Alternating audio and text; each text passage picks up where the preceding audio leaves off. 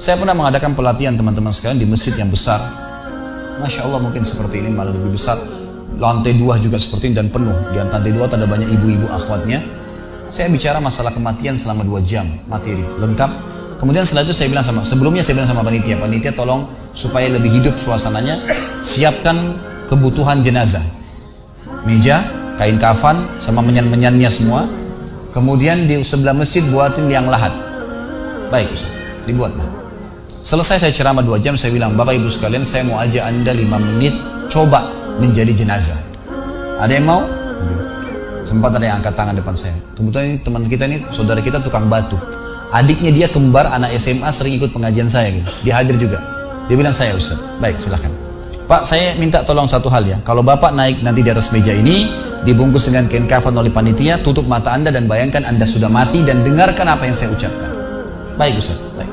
Saya juga bilang sama panitia di atas masjid waktu itu, ibu-ibu, silakan kalau ibu mau coba, panitia tolong bantu. Saya sudah pandu waktu sebelum pengajian. Ringkasnya adalah dia naik. Subhanallah, begitu dia naik, Bapak Ibu sekalian, orang ini naik di atas meja, begitu tutup matanya dan ditempelin kain kafan di pipinya. Ini kain kafan asli kita beli. Ditempel di pipinya, langsung dia nangis. Nangis dia, terisak-isak. Lalu kemudian panitia taruh tangannya di dadanya, harus dibungkus gitu kan. Lalu saya bilang, Pak, coba renungin sekarang Anda sudah mati dan hiruk-pikuk di masjid ini ada orang nangis. Kebetulan adiknya dia yang kembar ini, murid saya, duduk di sebelah kiri kanannya dan membayangkan benar kakaknya meninggal. Mereka betul-betul menangis gitu. Ada jemaah-jemaah juga yang lain pada nangis. Saya bilang, hiruk-pikuk masjid ini yang sedang menangis, ada yang sedang ngobrol. Ini anggap di rumah Anda pada saat Anda meninggal dunia. Dan Anda tidak bisa protes. Gak bisa bilang saya tidak mau, jangan ribut, gak bisa lagi. Udah. Panitia pun menaruh tangan kanan di atas tangan kiri, kita gak bisa protes taruh di dada. Dibungkus dengan kain kafan pun gak bisa. Baik, Pak, bayangkan semua peluang amal saleh yang semestinya Anda bisa kerjakan, sholat malam, sedekah bakti dengan orang tua, baca Quran, sholat berjamaah, yang Anda sia-siakan dan Anda menyesal kenapa tidak kerjakan sekarang. Dan bayangkan semua peluang dosa yang Anda tidak sia-siakan, kesempatan zina berzina, kesempatan dusta-dusta, kesempatan riba-riba, semua dikerjakan, dan Anda tidak sempat taubat dan Allah akan hukum Anda sekarang. Itu Bapak Ibu sekalian, saya tidak kalang-kalang, dia sampai nangis Bapak ini, terus dia nangis. Lalu saya bilang, tolong panitia datangkan geranda jenazah, datangkan.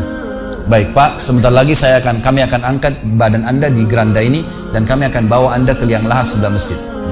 Diangkat tadi ya. Saya bilang, Pak, renungin, resapi tubuh Anda kesentuh dengan geranda ini. Ditutuplah lalu dipikul. Lalu saya pandu pakai mic, saya bilang, Pak, inilah detik-detik terakhir Anda bersama kami. Terus sesalin perbuatan-perbuatan dosa Anda pernah lakukan, peluang-peluang ibadah Anda sia-siakan. Sampai tiba di luar masjid, saya turun ke liang lahat, saya buatin sendiri tanah. Kemudian saya buatin rumahnya, lalu diturunkan dia. Setelah diturunkan, saya suruh tutup matanya, kemudian ditutup dengan kain. Saya keluar, lalu saya pakai mic, saya bilang, Pak, buka matanya. Inilah rumah Anda sekarang.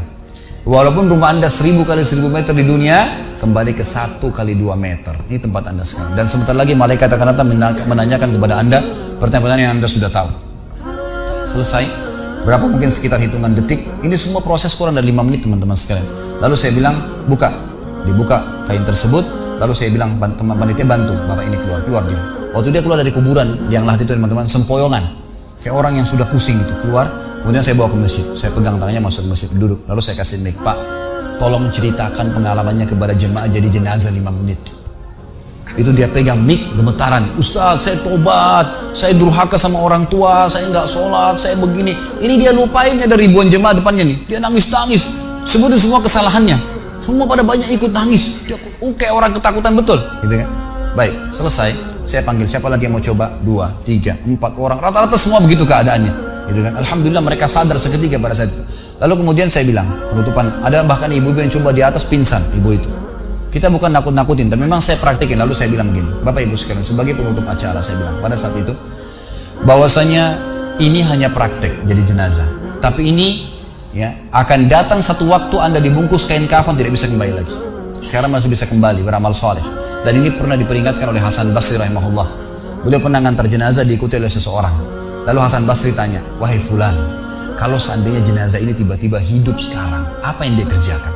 Kata orang ini, tentu dia akan sholat, dia akan puasa, dia akan ngaji, dia akan kerjakan ibadah-ibadah. Kata Hasan Basri, kenapa?